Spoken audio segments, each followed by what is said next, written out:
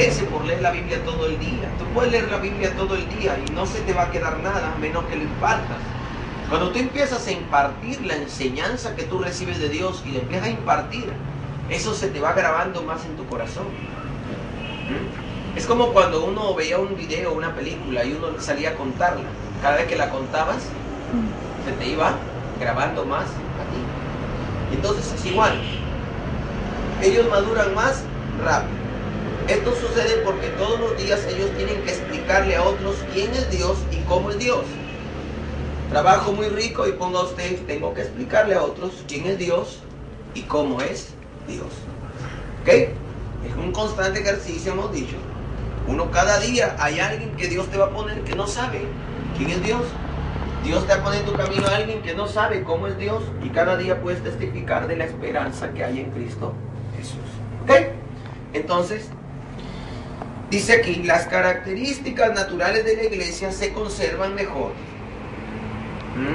Es verdad, la iglesia se conserva mejor cuando todos los miembros de la iglesia están habituados a la enseñanza.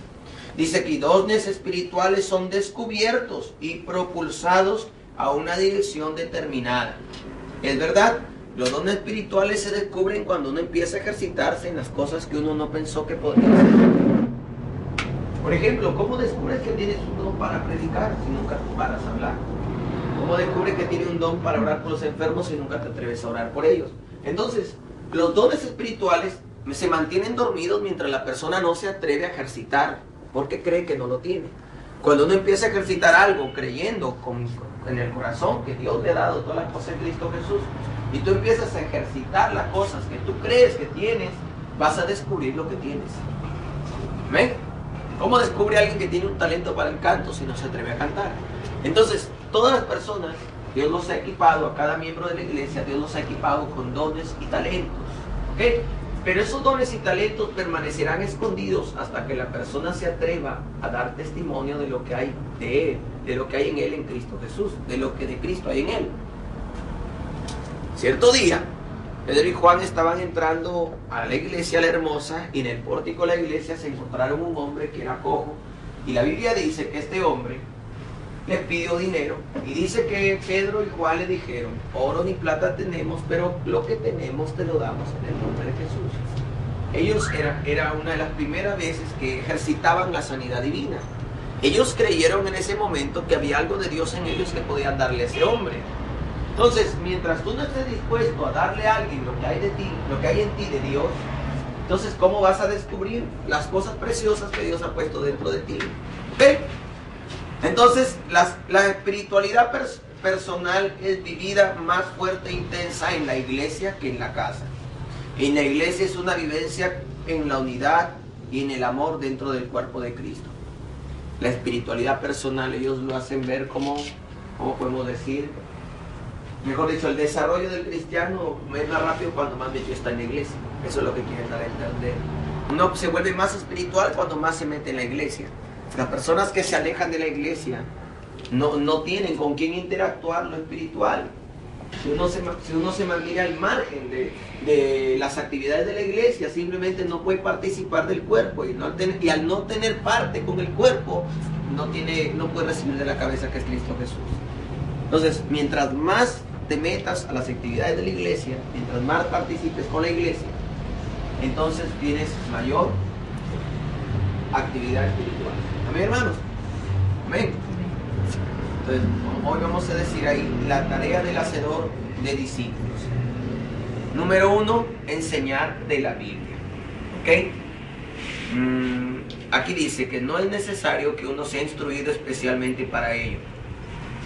¿Por qué? Porque nadie te dicta pautas, ¿no? Nadie te dice, mira, primero tienes que decirles esto, ¿verdad? Pero lo que se quiere es que lo que uno enseña sea conforme a la palabra de Dios. Amén.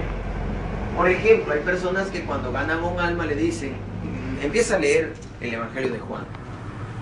Entonces le envías a una persona a leer un Evangelio, pero no necesariamente a raíz de este Evangelio o empezando por este Evangelio él va a llegar al conocimiento de Dios.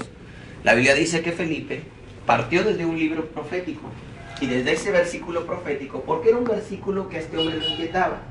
Entonces uno tiene que descubrir al discípulo Y uno tiene que aprender a conocer al discípulo, a la persona que quiere aprender. Y tú le puedes preguntar, ¿por qué libro de la Biblia te gustaría empezar? ¿Entiendes? Porque si tú ves, este hombre, este eunuco, estaba en el carruaje, le dice, él estaba leyendo un libro. ¿Qué libro estaba leyendo? Isaías. El profeta Isaías. Quiere decir que este hombre tenía interés en el profeta Isaías. Hay personas que tienen interés en ciertos libros de la Biblia. Entonces tú puedes partir desde el libro que tienen interés y cualquier verso de la Biblia te va a llevar a Cristo Jesús. Recordemos que la Escritura se inspira por Dios y toda la Escritura es útil para enseñar, para redarguir y para corregir. Amén, hermanos.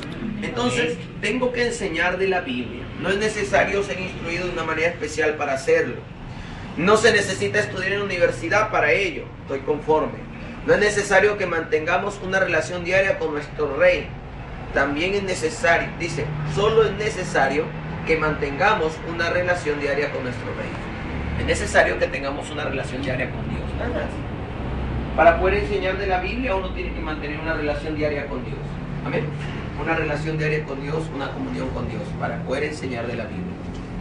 Conforme. ¿Qué más dice? Es necesario que aprendamos a no hablar por hablar, pero sí sencilla y cariñosamente, con emoción y profundidad. Tú puedes enseñarle a una persona y llevarla a que se apasione de las cosas de Dios, ¿verdad? Mire que aún en nuestro rostro puede reflejar a la persona, ¿no?, ese deseo, ¿no? Tú puedes en tu enseñanza o compartirle a alguien de una manera, ¿no?, que esa persona se interese más en el asunto. Aquí dice que tenemos que hablar de una manera sencilla. Si tú ves, el Señor Jesucristo usó parábolas para hablarle a su pueblo. Pero ¿por qué usó parábolas con ellos? ¿Por qué, vamos a decir, se la puso tan complicada la cosa? ¿Por qué usó parábolas? ¿Y por qué no les habló claro para que entendiesen? Porque ellos oían la palabra de Dios pesadamente. Era gente dura para la palabra de Dios. Entonces Dios no les hablaba tan claro. Les hablaba en parábolas para que fueran condenados. Eso dice, para que oyendo no perciban y para que viendo no se den cuenta, para que por el corazón no crean y no sean sanados y no sean perdonados.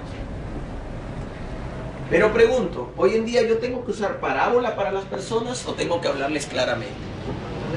Tenemos que hablarles claramente. A ver, hermano, número uno, porque ellos no son judíos, no conocen la ley.